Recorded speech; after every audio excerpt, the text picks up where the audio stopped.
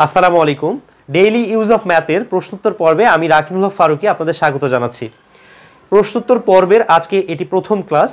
আমি daily use of math প্লেলিস্টের আন্ডারে যে ক্লাসগুলো নিয়েছি আমি আপনাদের প্রতি কৃতজ্ঞ যে আপনারা অনেক রেসপন্স করছেন ক্লাসগুলোর উপর।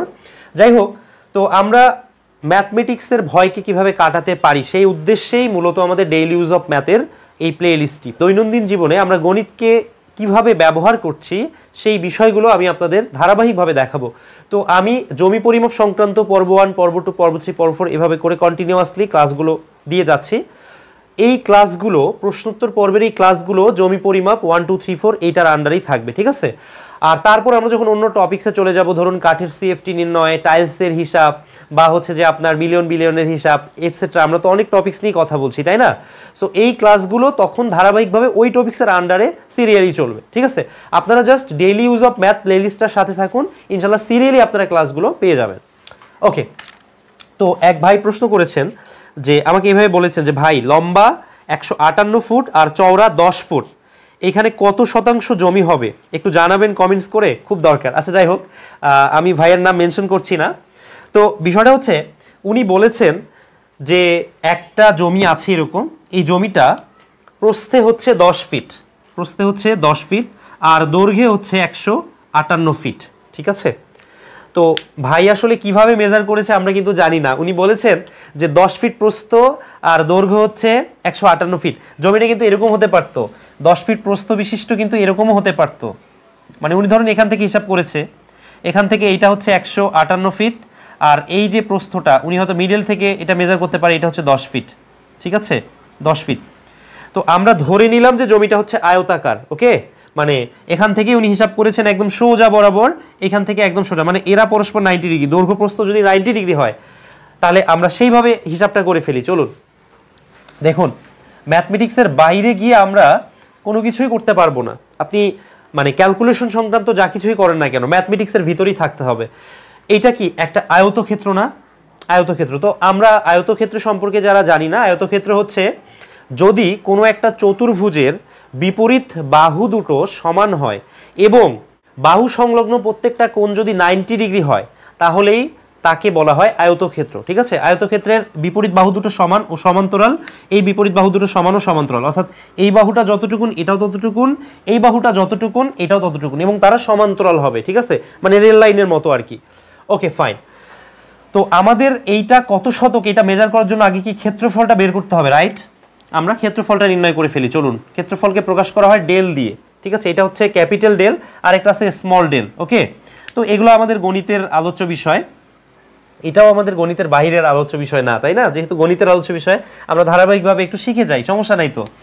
আচ্ছা, তো এই যে ক্ষেত্রফল ডেল, এই ডেল হচ্ছে আয়তক্ষেত্রের ক্ষেত্রফল হচ্ছে দৈর্ঘ্য গুণন প্রস্থ, ওকে? আয়তক্ষেত্রের ক্ষেত্রফল হচ্ছে দৈর্ঘ্য গুণন প্রস্থ। তাহলে বলুন তো, এখানে দৈর্ঘ্য আছে কত? 158, আর এখানে প্রস্থ আছে কত? প্রস্থ আছে কত? 10। আমরা যদি এটা গুণ করি পাবো হচ্ছে 1580 বর্গ ফুট, ওকে?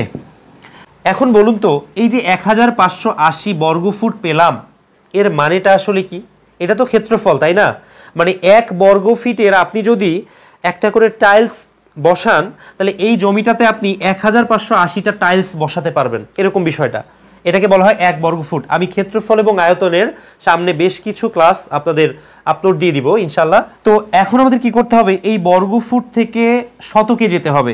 আমি এটা আপনাদের খুব ভালো মতো শিখিয়েছিলাম যে আমাদের যে শতক হবে সেই শতকটা হবে যত বর্গ ফিট আছে তাকে আমরা ভাগ করব 435.6 দিয়ে। তাহলে আমরা বলতে পারি না যে অতএব এই জমিটা হচ্ছে কত?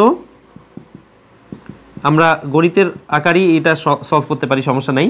নির্ণেয় শতক হচ্ছে, নির্ণেয় শতক কত হবে বলুন তো? 1580কে আমরা ভাগ করব কত দিয়ে? 435.6 দিয়ে। এটা দিয়ে ভাগ করলে যত পাওয়া যাবে আমাদের এই জমিটা হবে তত শতক। সম্ভবত এটা 3.8 এরকম আসবে আর কি। আমি একটু আনসারটা দেখে জানাচ্ছি। 3.627 এটা আমি ক্যালকুলেট করেছি, আপনারা এটা দেখতে পারেন যে 3 কত ছিল এটা? 627 এত শতক, ঠিক আছে? শতক বা ডেসিমেল যাই বলি না কেন। তাহলে আমরা কি করব? আমরা দৈর্ঘ্য এবং প্রস্থ এইটা থেকে ক্ষেত্রফলটা নির্ণয় করতে পারি ইজিলি। এরপরে আমরা কি করব, ভাগ করব, 435.6 দিয়ে ভাগ করলেই শতক চলে আসবে। উল্লেখ্য যে যদি জমিটা এরকম হইতো যে সামন্তরিক আকৃতির, যদি সামন্তরিক আকৃতির হইতো, তাহলে এখান থেকে যদি উচ্চতা 10 হয় আর এখানে ভূমি যদি 158 হয়, তারপরেও কিন্তু আমার একই আনসার আসবে। তার কারণ আয়তক্ষেত্রের ক্ষেত্রফল দৈর্ঘ্য গুণন প্রস্থ, আর সামন্তরিকের ক্ষেত্রফল হচ্ছে দৈর্ঘ্য গুণন প্রস্থ। আপনাদের একটা বিষয় একটু দেখাতে চাই, আচ্ছা এই স্পেসের মধ্যেই দেখাতে চাই। আমরা যে ত্রিভুজের ক্ষেত্রফল বলি যে হাফ ভূমি গুণন উচ্চতা, দেখুন এই যে এই অংশটুকুন হচ্ছে কি উচ্চতা, এটা হচ্ছে উচ্চতা, আর এই অংশটা হচ্ছে ভূমি, ধরলাম এইটা হচ্ছে এ আর এটা হচ্ছে এইচ। তাহলে আমরা বলতেছি না যে এই ত্রিভুজের ক্ষেত্রফল হচ্ছে হাফ এ গুণন এইচ, ভূমি গুণন উচ্চতা। দেখুন আমরা যখন ভূমি আর উচ্চতা বলবো তখন কিন্তু এইটাকে আমরা যদি স্প্রেড করি, একটু যদি বর্ধিত করি, তাহলে লক্ষ্য করুন এই যে অংশটা আছে এই পুরোটা কিন্তু একটা সামন্তরিক হবে। তাহলে এই অংশটা যদি হাফ এইচ হয়, তাহলে এই অংশটাও কি হাফ এইচ, তাহলে এই অংশটাও হচ্ছে হাফ এইচ। এই দুটো হাফ এইচ যদি আমি যোগ করি, মানে হাফ এ এইচ আর হাফ এইচ যদি যোগ করি, তাহলে আমরা কি একটা এইচ পাবো, অর্থাৎ এ এইচ পাবো। এইচ এর মধ্যে কি আছে, ভূমি এবং উচ্চতা আছে।